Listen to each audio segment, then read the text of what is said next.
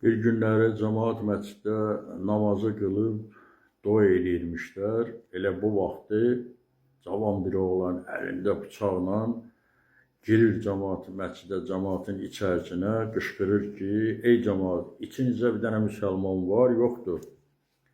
Hamı durub bir-birinin üzünə baxır, bu cavan uşaq əlində bıçaq, bu nə eləmək istəyir, heç kəs səsini çıxartmır.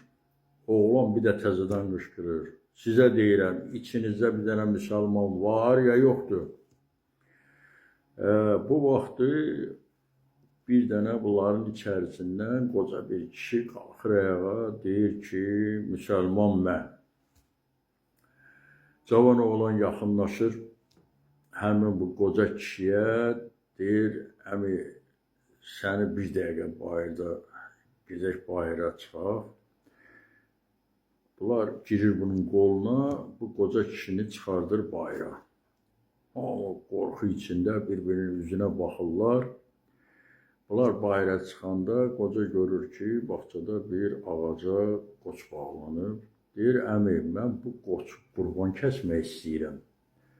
Amma mən bu işi bacarmıram. Siz bu işi mən üçün görə bilərsiniz, görənməzsiniz. Deyir, hə, bala, niyə görmürəm? Bunlar qoçu yıxırlar yerə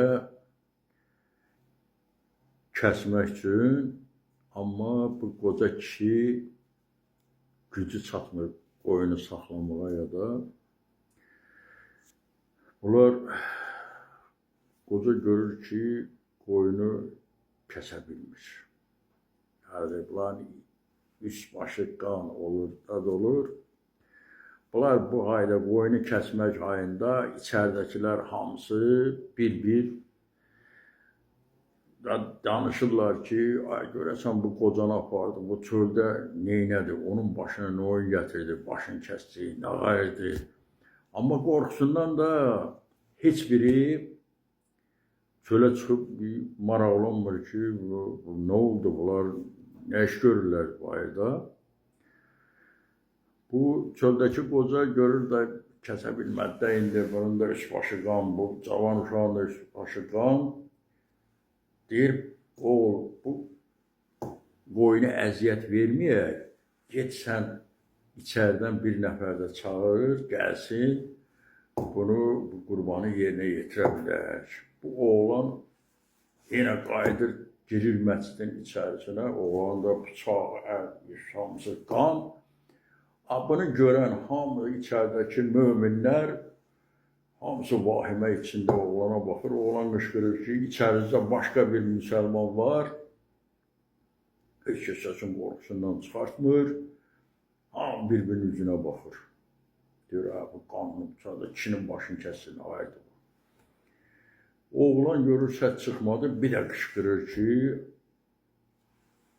içərizdə başqa bir müsəlman yoxdur sizin.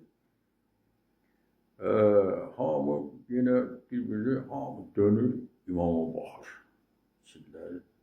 İmam görür ki, bunlar hamısı üzün tutub mənə sarı. Deyir, bala, indi mən sizə 2 rükət namaz qıldırdım deyə müsəlman oldu. 2 rükət namaz qıldırmaqla adam müsəlman olur. Bunların içərisindən heç biri qorxusundan səsini çıxartmır. İndi bu rəvayətin içərisində çıxarmalı nəticələr çoxdur. Həyatda hər birinizin qarşısına belə bir hadisələr gələ bilər.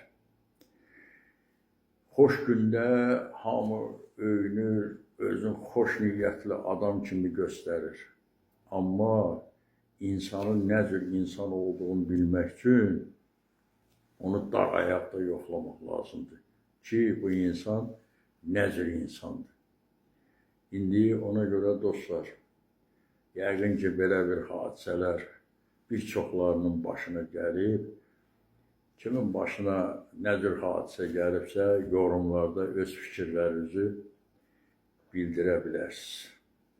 Diqqətinizə görə çox sağ olun.